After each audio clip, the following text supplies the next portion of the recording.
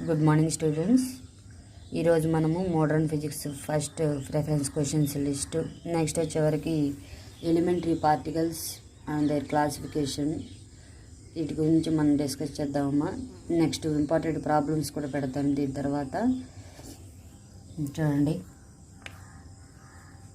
Paper 5 అనమాట. ఇది modern physics paper 5 వచ్చేవరకు ఎస్ఏ క్వశ్చన్స్ యూనిట్ 1లో, యూనిట్ 2, యూనిట్ 3, యూనిట్ 4, యూనిట్ 5. ఓకేనా, ఈ 5 ఇంపార్టెంట్ క్వశ్చన్స్. ఓకేనా, ముందు చదివితే మనకి డ్యామ్ షూర్గా యావరేజ్ మార్క్స్ 75 మార్క్స్ రాకపోయినా యావరేజ్ మార్క్స్ కంపల్సరీగా వస్తాయి. ముందు ఈ క్వశ్చన్స్ మీరు చదవండి. వీటిల్లో నేను పర్టికులర్గా టిక్ మార్క్ పెట్టిన క్వశ్చన్స్ ఓకేనా ముందు చదవండి. మళ్ళీ వీటిల్లోని ఇంపార్టెంట్ అని పెట్టాను, దాన్ని బేస్ చేసుకొని చూడండి అమ్మా. ఎస్ఏ క్వశ్చన్స్ వచ్చేవరకు ఎస్ఏ క్వశ్చన్స్ షార్ట్స్. ఇక్కడ యూనిట్ 1 అని రాశాను. Unit 1 atomic and molecular physics. Atomic and molecular physics first unit. First question vector atom model. Next సెకండ్ది Stern Gerlach experiment. Next third question వచ్చేవరకు Raman effect experimental arrangement. Next quantum theory of Raman effect. Next okay, ఇక్కడ వరకు ఏంటంటే quantum theory of Raman effect, vector atom model, Stern Gerlach experiment, Raman effect experiment and quantum theory of Raman effect. ఇక్కడ వరకు SA questions. Next దీనిలో unit 1లోని 5 marks questions ఉంటాయి. అవి చూడండి. Coupling schemes, Zeeman effect, spectral terms and notations. ఇది కూడా 5 marks question. Next 7th question selection rules, intensity rules. 9th fine structure of sodium D lines. ఓకేనా, ఇవన్నీ 5 మార్క్స్ క్వశ్చన్స్ అనమాట. యూనిట్ 1 ఇంతటితో కంప్లీట్ అయిపోయింది. నెక్స్ట్ యూనిట్ 2 వచ్చేవరకు matter waves and uncertainty principle.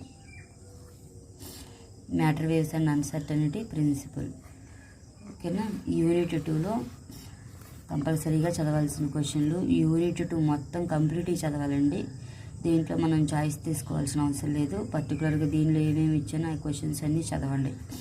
What are matter waves, ఇక్కడ రాశాను చూడండి. కంప్లీట్గా చదివితేనే మీకు 5 మార్క్స్ క్వశ్చన్ కూడా అటెంప్ట్ చేయగలుగుతారని రాశాను. ఈ 2 యూనిట్లు చిన్న యూనిట్స్ ఉన్న వాటిల్లో. యూనిట్ 2, యూనిట్ 3 చిన్నగా ఉంటాయి కాబట్టి తప్పకుండా ఇవి మీరు ముందు చదవండి.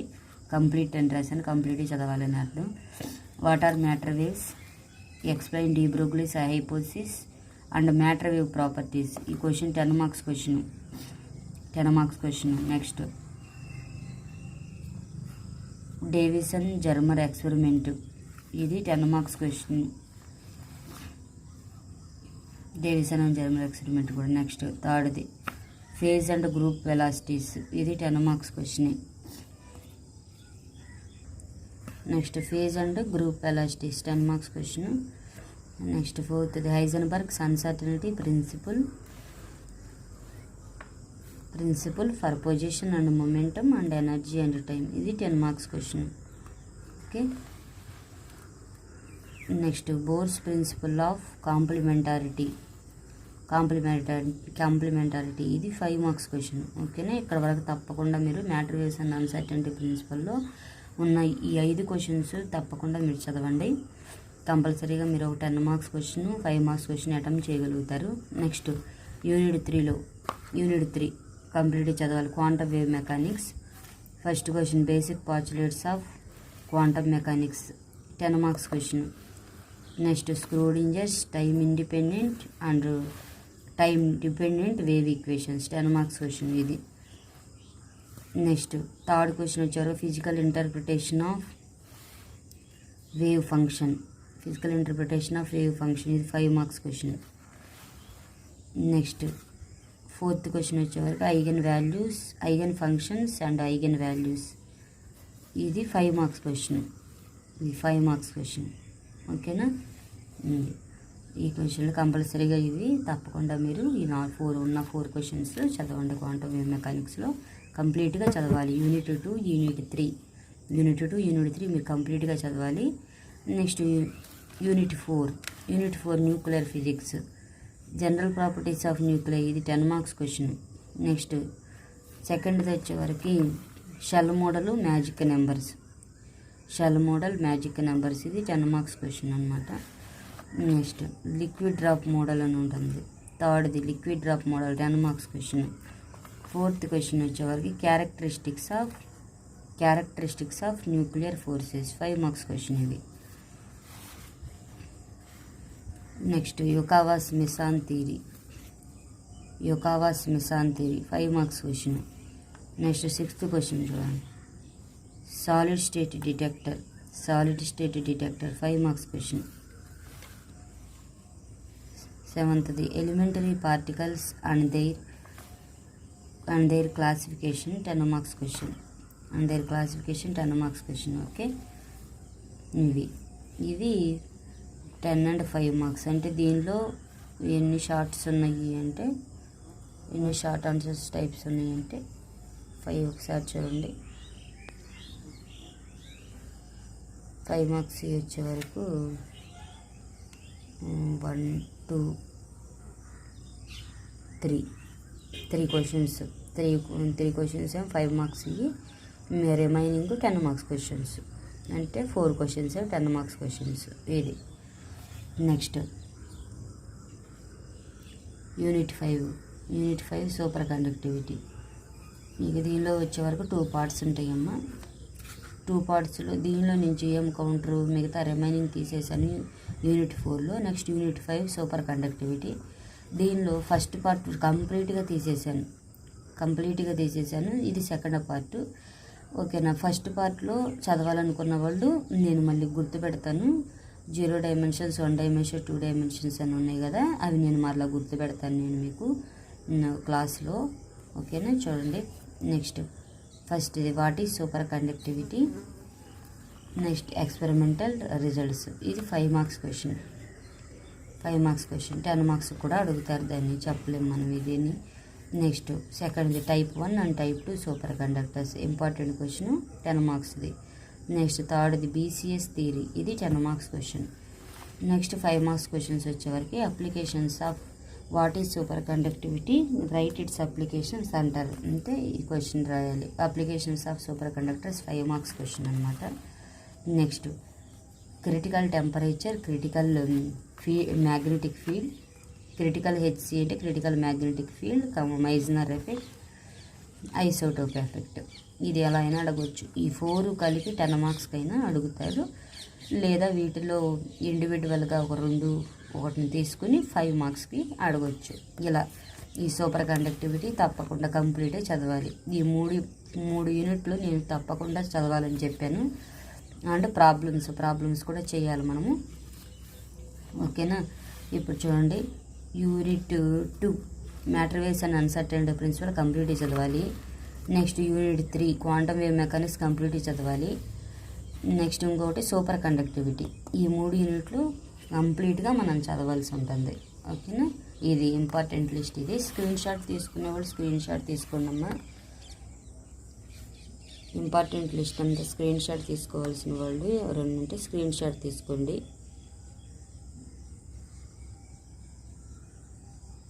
స్క్రీన్ షాట్ తీసుకోండి ఇప్పుడు.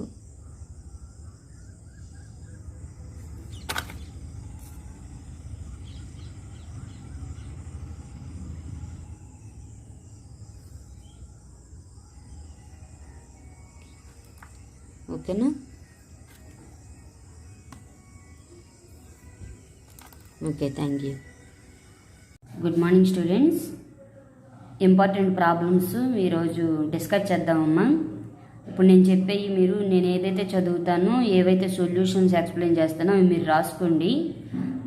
ఫస్ట్ ప్రాబ్లం వచ్చేవరకు, ఈ sample was excited by the Raman shift మీద ఉన్న problems. A sample was excited by the 4358 angstrom degrees line of mercury.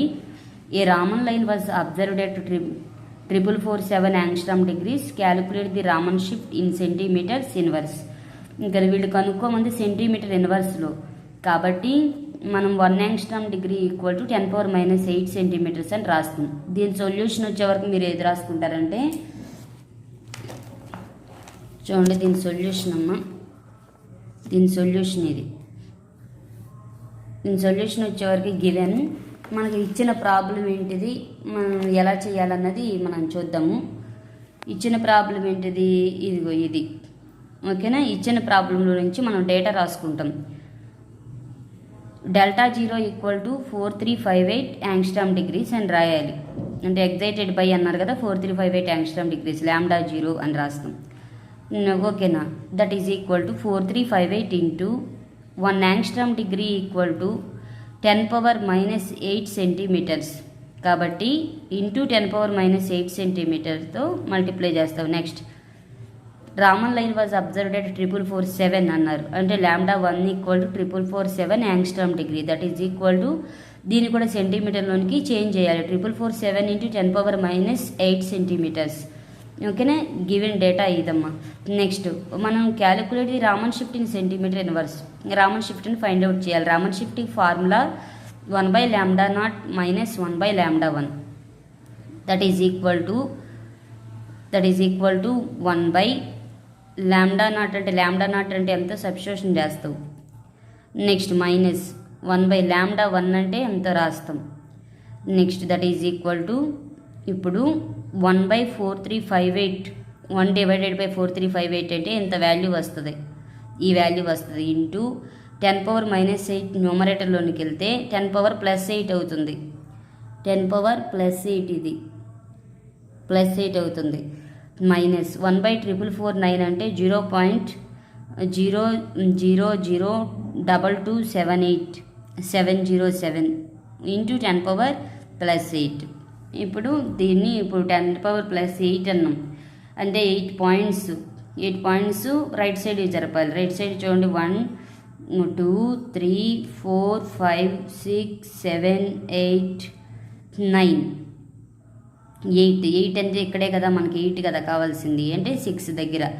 అప్పుడు 2294.6.31 మైనస్ నెక్స్ట్ ఇక్కడ కూడా 8 పాయింట్స్ 1 2 3 4 5 6 7 8 7 దగ్గర. ఓకేనా, 7 పాయింట్ అంటే 2278.7.07. ఓకే, దీనిలో చేసి సబ్ట్రాక్ట్ చేస్తే 459.23 సెంటీమీటర్ ఇన్వర్స్. ఇప్పుడు రామన్ షిఫ్ట్ అనేది ఎంత అంటే ఇంత సెంటీమీటర్ ఇన్వర్స్. ఇది రామన్ షిఫ్ట్లో first problem. Next second problem చూడండమ్మా. సెకండ్ ప్రాబ్లం ఇది సెకండ్ ప్రాబ్లం. ఈ సెకండ్ ప్రాబ్లం వచ్చేసరికి the exciting line in an experiment is 5460 angstrom degrees and the Stokes lines is at 5520 angstrom degrees. Find the wavelength of anti-Stokes line. ఓకేనా, solution the wave. ఇక దీనిలో నుంచే మనం data తీసుకుంటాము. మనం only ఏం కనుక్కోవాలి, wave length of Stokes line. ఓకేనా, wave length of anti Stokes lines కనుక్కోమన్నారు. స్టోక్స్ లైన్ కూడా కనుక్కోవచ్చు. ముందు యాంటీ స్టోక్స్ లైన్స్ యొక్క వేవ్ లెంత్ ఎలా కనుక్కోవచ్చో చూద్దాం. ఇవ్వబడిన డేటాను ముందు రాసుకోవాలి. ఓకేనా, మనకు ఒక కాన్సెప్ట్ తెలిసి ఉండాలి. ఓకే, ఏంటిది అంటే Δν = μ0 మైనస్ న్యూఎస్. Δν అంటే ఏంటిదంటే μ0 minus nu s for anti Stokes lines. ఇది స్టోక్స్ లైన్స్కి. అదే ఫర్ యాంటీ స్టోక్స్ లైన్స్కి అయితే that is equal to A.S minus μ0. ఓకేనా, ఇది అవసరం లేదమ్మా మనకి, ఇది అవసరం లేదు, ఇది పక్కన పెట్టేసేయండి. యాంటీ స్టోక్స్ లైన్స్కి ఎలా రాస్తుందో నేను చెప్తాను.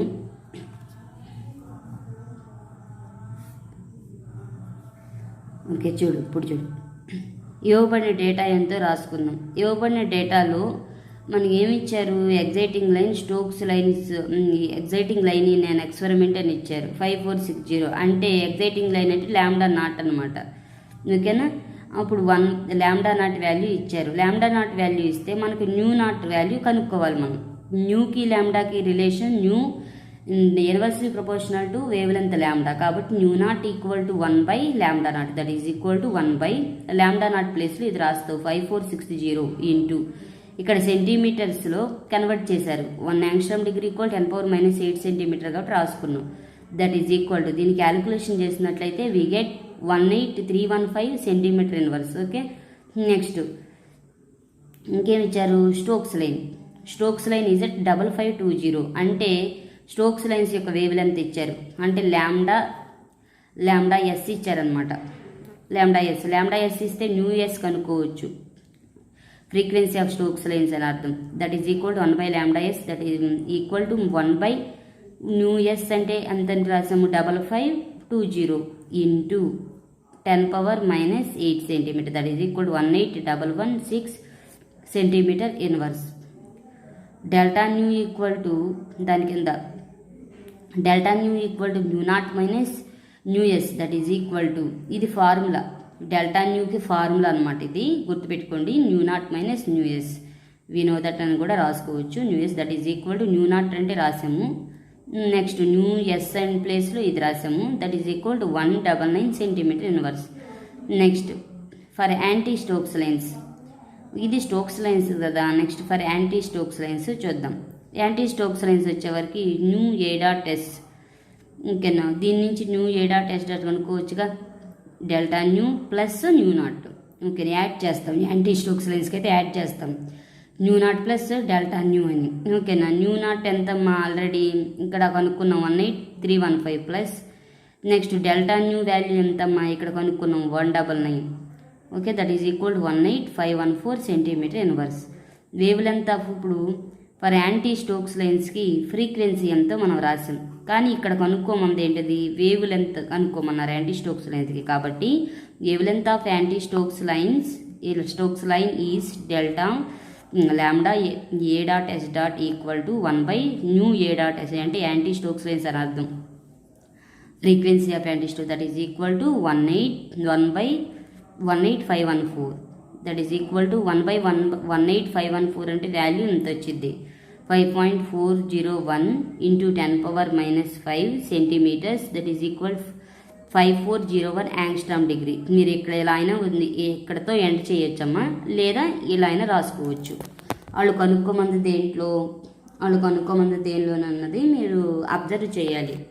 నేను ఒక పర్టికులర్గా దీనిలో ఎక్స్ప్రెస్ చేయండి అనలేదు కాబట్టి మీరు ఎంతటితో కంప్లీట్ చేసేయచ్చు. ఓకేనా, ఇవి 2 ప్రాబ్లమ్స్, ఇవి మస్ట్ అండ్ షుడ్గా మీరు చేయాలి. నెక్స్ట్ ఈ యూనిట్ 1లో 5 ప్రాబ్లమ్స్ ఉంటాయి పర్టికులర్గా, అంటే ఆ 5 ప్రాబ్లమ్స్ నేర్చుకుంటే ఏ ప్రాబ్లమ్స్ అయినా చేసేయచ్చు యూనిట్ 1లో. కాబట్టి ఈ 2 నెక్స్ట్ వచ్చేవరకు యూనిట్ తప్పకుండా చేయండి అమ్మా. నెక్స్ట్ చూద్దాము జీమన్ ఎఫెక్ట్ మీద ప్రాబ్లమ్స్. ఇది యూనిట్ 1 జీమన్ షిఫ్ట్ ఎఫెక్ట్ మీద ప్రాబ్లమ్స్ చూడండి. Calculate the Zeeman shift of a spectral line of wavelength 6000 angstrom degrees in a magnetic field of induction 0.5 weber per metre square in observing normal Zeeman effect. ఈ problem ఇలా ఇచ్చారు, ఇవ్వబడినటువంటిది మొత్తం ఒక చోట రాసుకుందాం మనం. ఏమిచ్చారు, B value ఎంత ఇచ్చారు, ఇక్కడ magnetic field of induction 0.5 weber per metre square అని రాశారు, అంటే క్యాపిటల్ బి వాల్యూ ఇచ్చినట్లు. Capital B equal to 0.5 weber per metre square. Next ఇంకేమి ఇచ్చారమ్మా, యాంగ్స్ట్రామ్ డిగ్రీ, ఈ వేవ్ లెంత్ ఇచ్చారనమాట. ఈ wavelength lambda equal to 6000 angstrom degrees, that is equal to 6000 into 1 angstrom degree equal to 10⁻⁻10 metres, అందుకని 10⁻⁻10 metres రాసింది. ఓకేనా, ఇవ్వబడి data ఇదే, క్యాపిటల్ బి క్యాపిటల్ ల్యాండా.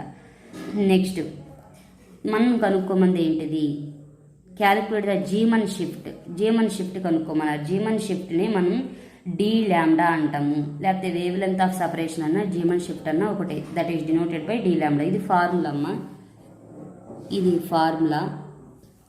ఈ ఫార్ములా ఏంటిది అంటే d lambda equal to B e lambda square by 4/m0 into c, equation 1 అనుకుంటే, వేర్ ఈ అంటే ఏంటో రాస్తున్నాం, ఇక్కడ ఈ అని ఉంది, 1.6 ఇంటూ 10⁻⁻7 అంటే ఛార్జ్ ఆఫ్ ఎలక్ట్రాన్ అనమాట, 1.6 into 10⁻⁻19 coulombs.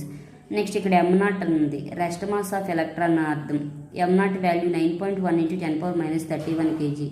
Next velocity of light అమ్మ, సి అంటే c equal 3 into 10⁸ metres per second. Substitute all these values, అంటే ఈ వాల్యూస్, ఈ 3 వాల్యూస్, ఇక్కడ ఉన్నటువంటి 2 వాల్యూస్ని ఈక్వేషన్ 1లో సబ్స్టిట్యూషన్ చేస్తాం. We get d lambda equal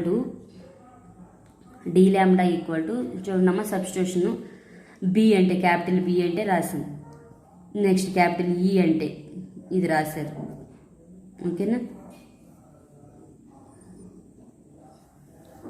ఈ అంటే రాశారు. నెక్స్ట్ ల్యాండా అంటే 6000 × 10⁻10 ఉంది కదా, అది రాసుకున్నారు.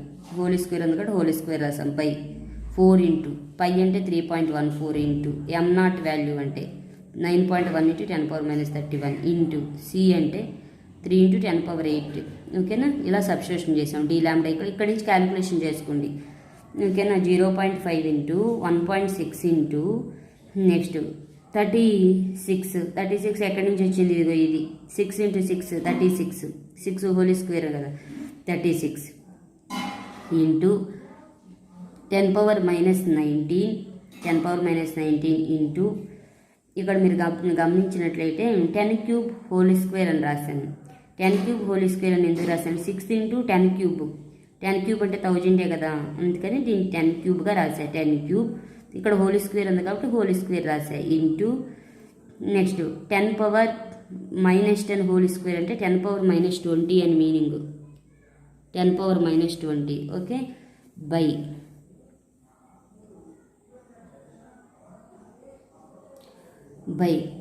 4 ఇంటూ 3.14 ఇంటూ 9.1 ఇంటూ 10 నెక్స్ట్ 3 అంటే ఇదమ్మా, ఈ 3 ఇక్కడ రాసి ఇంటూ 10⁻−31 ఇంటూ 10⁸. ఎందుకంటే పవర్స్లో ఉన్నాయన్నీ చివరి రాసేస్తున్నాం అందుకోసం. Next d lambda equal to 0.8 into 10, 0.8 into ఇక్కడ 12 లాగా రాసాము. చూడమ్మా ఒక నిమిషం, 0.8 అంటే క్యాలిక్యులేషన్ చేసాము అనమాట ఇక్కడ. ఇంటూ 0.8 ఇంటూ 3 ఒక 12, ఇది సారీ ఇది 12 అమ్మ, 0.8 ఇంటూ 12. ఓకేనా, 0.8 ఇంటూ 12 ఎలా వచ్చింది, 0.8 ఇంటూ 12 క్యాన్సిల్ చేస్తే వస్తుంది. ఓకేనా, ఎట్లా క్యాన్సిల్ చేసాము, పైన చూడమ్మా ఇక్కడ 4 కదా ఉంది. ఓకేనా, 4 9s కాదు ఒక నిమిషం, ఇక్కడ 3 ఇక్కడ క్యాన్సిల్ చేశాను నేనైతే. మీరు క్యాలిక్యులేషన్ ఈ విధంగా చేయాలని లేదు, కాకపోతే మీకు అర్థం అవటం కోసం నేను క్యాలిక్యులేషన్ కూడా చెప్తున్నాను. ఇక్కడ 3 ఉంది కదమ్మా, ఈ 3ని 36లో ఎన్నిసార్లు పోయింది, 12 టైమ్స్ అనమాట. ఓకేనా, 3 12s 36 అందుకనే రాశాను నేను. ఓకే, ఇప్పుడు మళ్ళీ 12 0.8 ఇంటూ 0.8 అంటే ఇక్కడ ఎంత 0.5 ఇంటూ 1.6ని 0.8గా రాశాను. ఇంటూ 12ని 12గా రాసుకున్నాం. బై 4 ఇంటూ 3.14 ఇంటూ 9.1 ఇంటూ ఓకేనా. నెక్స్ట్ ఇది ఇంటూ 10 ఇవన్నీ ఎలా రాసాను చూడండి. 10⁻−19 ప్లస్ 6 అంటే 10⁻6 ఉంది కదా, అందుకనే +6 -20. ఇది న్యూమరేటర్కి వెళ్తే +31 అవుతుంది, అందుకనే +31. 10⁻+8 న్యూమరేటర్కి వెళ్తే -8 అవుతుంది, -8. ఓకే, పవర్స్ అన్ని రాసేసాం. d λ = 0.8 ఇంటూ ఇక్కడ నెక్స్ట్ ఈ 4 12లో 4లో ఎన్నిసార్లు పోయింది, 3 టైమ్స్ పోతుంది, అందుకని 3 టైమ్స్ ఇంటూ మరొకటి 3 రాసా. 3.14 ఇంటూ 9.1 ఇంటూ 10⁻−19 ఓకేనమ్మా, ఇది రాసేసుకున్నాం. ఇప్పుడు 3 టైమ్స్ పోతుంది కాబట్టి అది మళ్ళీ కింద రాసాము. 3.14 ఇంటూ 9.1 ఇంటూ 10⁻−10 ఇదంతా మీరు యాడ్ చేసుకొని సబ్స్ట్రాక్ట్ చేస్తూ ఉంటే 10⁻−10 వస్తుంది. నెక్స్ట్ ఈ వాల్యూని మొత్తం క్యాలిక్యులేషన్ చేసాము. ఈ వాల్యూని క్యాలిక్యులేషన్ చేస్తే ఎంత వస్తుందంటే 0.0839 ఇంటూ 0.0839 వస్తుంది. 10⁻−10 ఉంది, 10⁻−10 రాసాం. వేవ్ లెంగ్త్ ఆఫ్ సపరేషన్ అనేది ఓకేనమ్మా. d λ = ఇప్పుడు ఎంత, ఎన్ని యాంగ్స్ట్రామ్ డిగ్రీ, 10⁻−10 ఉంది కాబట్టి ఇక్కడ మనం ఈజీగా ఇంకా 0.0839 ఇంటూ అని రాసాం కదా, ఇది అప్రాక్సిమేట్గా 0.084 ఉంటుంది. ఇక్కడ 10⁻−10 మీటర్స్, 1 యాంగ్స్ట్రామ్ డిగ్రీ = 10⁻−10 మీటర్స్ కాబట్టి 10⁻−10 ప్లేస్లో యాంగ్స్ట్రామ్ డిగ్రీ అని రాసాం. ఇప్పుడు d λ = 0.084 యాంగ్స్ట్రామ్ డిగ్రీ. ఇది wave length of separation d λ. ఓకేనా. Next problem, calculate the wave length separation between the component lines which are observed in the normal Zeeman effect. The magnetic field used is 0.4 Weber per meter square. Full stop. The specific charge of electron 1.76 into 10 power 11 coulombs per kg. Lambda equal to 6000 angstrom degrees. మనకి ఇవ్వబడిన problem ఇది. దీనిలో నుంచి మనం data ముందు రాసుకుంటాము. Specific charge of an electron ఎంత ఇచ్చారు? Specific charge of electron 1.76. దాని స్పెసిఫిక్ ఛార్జ్ ఆఫ్ ఎలక్ట్రాన్ అంటే E/m0. అందుకని E/m0 అని రాసామమ్మా మనం. Equal to 1.76 into 10 power 11 coulomb per KG. Next magnetic field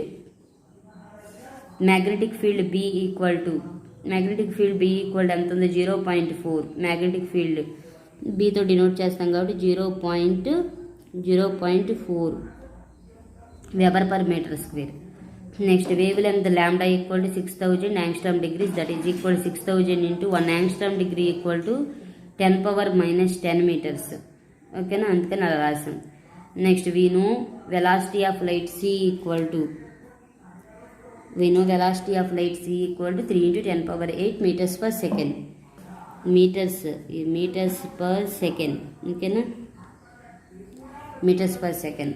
ఇది ఇప్పుడు మనం కనుక్కోవాల్సింది ఏంటిది? Wave length separation. ఇప్పుడు ఇక్కడ కూడా డీ లాంబ్డానే మనం ఫైండ్ అవుట్ చేయాలి. ఫార్ములా ఇంతకు ముందు ఉపయోగించిన ఫార్ములానే ఉపయోగిస్తాము. చూడండి, Zeeman shift d lambda equal to be lambda square by 4 pi m naught c. ఇది formula. Okay, d lambda equal to b lambda square by 4 pi c. ఇటు పక్కన రాసి E/m0 ఓ చోట రాసాము, ఎందుకంటే E/m0 వాల్యూ మనకి ఇచ్చారు కాబట్టి. d lambda equal to capital B అంటే ఎంత? 0.4 కాబట్టి రాసాను. 0.4 ఇంటూ లాంబ్డా అంటే 6000 ఇంటూ 10 పవర్ -10. ఓకేనా? హోలీ స్క్వేర్ ఉంది కదా, whole square that is into E/m0 అంటే 1.76 ఇంటూ 10 పవర్ 11.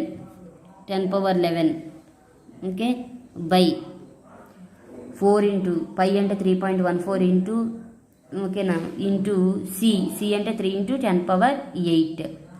ఓకేనా? ఇది next d lambda equal substitution చేసాం కదా, క్యాన్సిల్ అయ్యేయం ఉంటే క్యాన్సిల్ చేయండి. 0.4 టైం 0.4 ఎన్నిసార్లు పోయింది? 0.1 టైం పోతుంది. అంటే 0.4ని క్యాన్సిల్ చేసి 0.1 అని రాస్తాను. 0.1 ఇంటూ 6 హోల్ స్క్వేర్ అంటే 36 అమ్మ, ఇంటూ 1.76 ఇంటూ పవర్స్ అన్ని ఇటు పక్కకు రాశాను అంతే. 10 పవర్ -10 ఇంటూ -10 హోల్ స్క్వేర్ అంటే 10 power -20 that into 10 power 11 into next ఇక్కడ 10 క్యూబ్ 6000 అన్నామంటే 6000 అని చెప్తున్నామంటే ఏంటది? 1000 హోలీ స్క్వేర్ అనమాట. ఓకేనమ్మా, 1000 హోలీ స్క్వేర్ అంటే 10 cube whole square by 3.14 into 3 into 10 power 8. ఓకేనా? Next d lambda equal 0.1 into 12 into, ఓకేనా, 12 ఎట్లా వచ్చింది? ఈ 3 36లో పోద్ది 12 టైమ్స్, అందుకని 12 రాశాను. ఇంటూ 1.76 బై 3.14 ఇంటూ ఇక్కడ 10 పవర్ -20 ప్లస్ 11 ప్లస్ 6, ఇక్కడ నువ్వు డినామినేటర్లో ఉంది, న్యూమరేటర్కి వెళ్తే -8 అవుతుంది. -8. ఇప్పుడు d లాంబ్డా ఈక్వల్ టు ఈ వాల్యూ అంతా ఎంత రాసామమ్మా? పై వాల్యూ అంతా 2.112 బై 3.14 ఇంటూ ఇదంతా మీరు యాడ్ చేసి సబ్స్ట్రాక్ట్ చేస్తే 10 పవర్ -11 వస్తుంది. దట్ ఈజ్ ఈక్వల్ టు ఈ వాల్యూని దీంతో డివైడ్ చేస్తే కనుక 0.6726 వస్తుంది ఇంటూ 10 పవర్ -11 మీటర్స్. ఓకేనా? ఇది కూడా wave length of separation or Zeeman shift అంటే ఇది రాయాలి. నెక్స్ట్ ప్రాబ్లం ఈ ప్రీవియస్ ఇయర్స్లో ఇచ్చినవి ఆల్రెడీ, ఆ ప్రాబ్లమ్స్ మనం చెప్పుకుంటున్నాము. నెక్స్ట్ in the normal Zeeman effect the frequency separation between two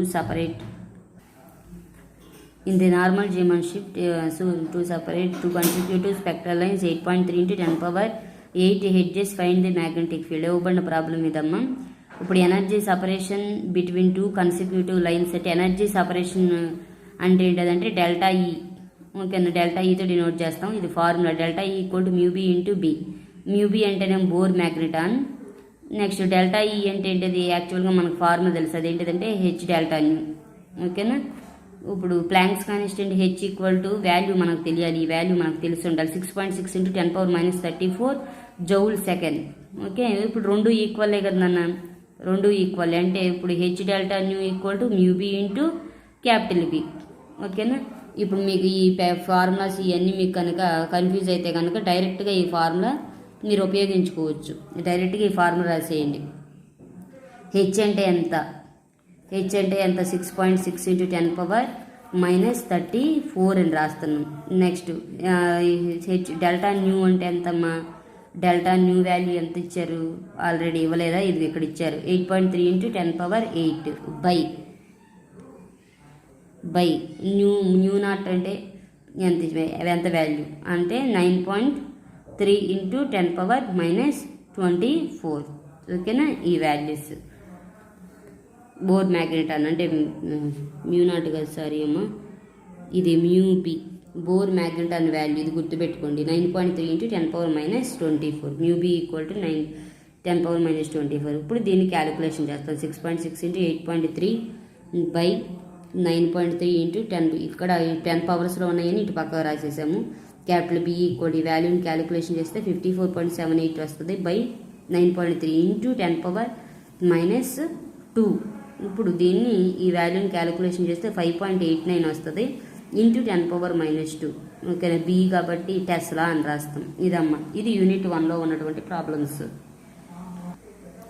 next ఇది యూనిట్ 5లో ఉన్న ప్రాబ్లమ్స్ అమ్మా. యూనిట్ 5లో ఇంపార్టెంట్ టాపిక్స్ ఇవి చూడండి. ఇవి ఇదైతే ఆల్రెడీ ప్రీవియస్ ఇయర్లో ఇచ్చినటువంటిది.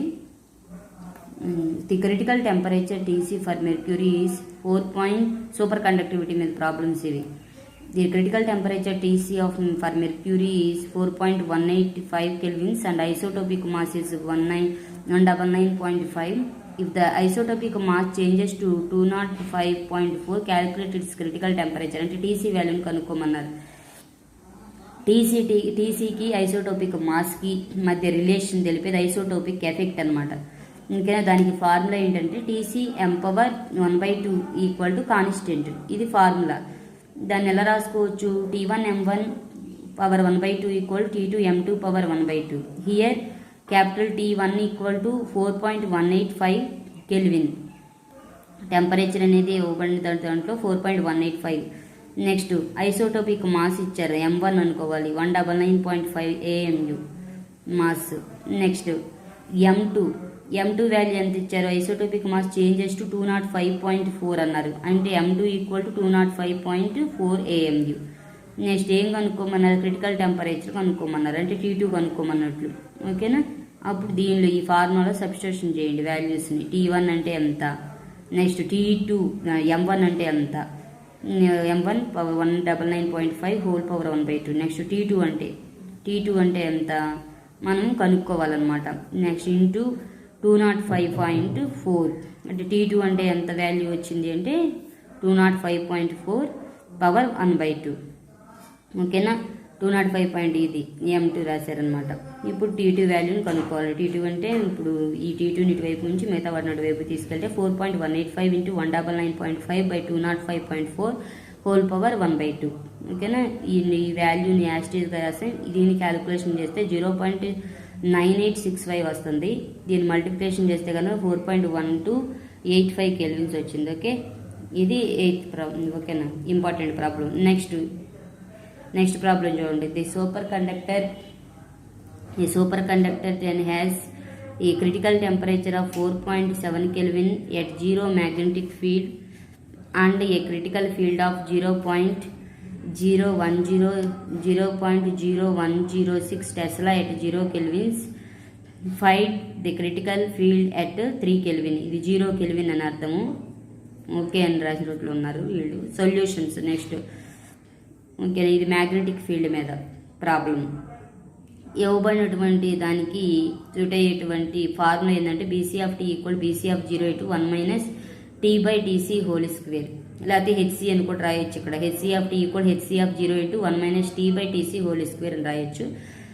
నెక్స్ట్ ఇవ్వబడింది TC ఈక్వల్ ఎంత రాశారంటే 4.7 kelvin. Next BC of zero at zero magnetic field and అని రాశారు కదా, క్రిటికల్ ఫీల్డ్ ఆఫ్ 0.016 అని రాశారు. అంటే BC of zero equal to 0 kelvin దగ్గర క్రిటికల్ ఫీల్డ్ అంటే BC of zero equal 0.0106 comma capital T critical field అంటే 3 కెల్విన్ అంటే 3 కెల్విన్ టెంపరేచర్ ఇక్కడ ఎంత 3 కెల్విన్ రాసాం. అక్కడ మనం ఏం కనుక్కోవాలి, బీసీ ఆఫ్ టీ అంటే temperature critical magnetic field at 3 kelvins కనుక్కున్నట్లు మనం. ఓకే, ఫార్ములా ఏంటిది, ఈ ఫార్ములాలో సబ్స్టిట్యూషన్ చేస్తాం. బీసీ ఆఫ్ జీరో అంటే 0.0106 into 1 minus T capital T అంటే 3 బై టీసీ అంటే 4.7 రాసాం whole square minus equal to 0.0106 1 మైనస్ ఈ వాల్యూని క్యాలిక్యులేషన్ చేస్తే 0.4074. Next that is equal to ఓకేనా 1లో నుంచి సబ్ట్రాక్ట్ చేసి ఈ రెండింటిని క్యాలిక్యులేషన్ చేస్తే కనుక మల్టిప్లికేషన్ చేస్తే వీ గెట్ 0.9957 టెస్లా. అంటే BC of T equal to ఈ వాల్యూ వచ్చిందనమాట. ఈ వాల్యూ వచ్చిందన్న. నెక్స్ట్ చూడండి, ఇప్పుడు వీటిల్లో ఈ ప్రాబ్లమ్స్ మీరు ఇది అబ్జర్వ్ చేస్తే ఈ ప్రాబ్లమ్స్ కూడా మీరు తప్పకుండా మీరు చెయ్యండి. వాటి మీదే బేస్ అయ్యి ఉంటాయి. సేమ్ ప్రాబ్లమ్స్ రాసుకోండమ్మా, ఈ ప్రాబ్లమ్స్ రాసుకోండి, లేకపోతే స్క్రీన్ షాట్ తీసుకోండి, మీ ఇష్టం.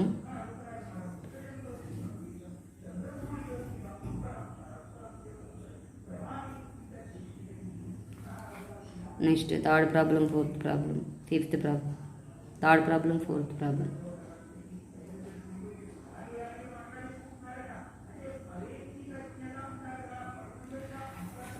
Next fifth problem, sixth problem.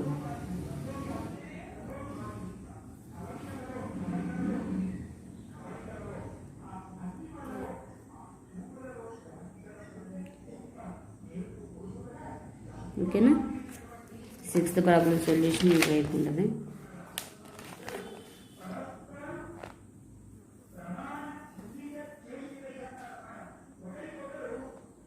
Sixth problem solution. ఓకేనా, సెవెంత్ ప్రాబ్లం.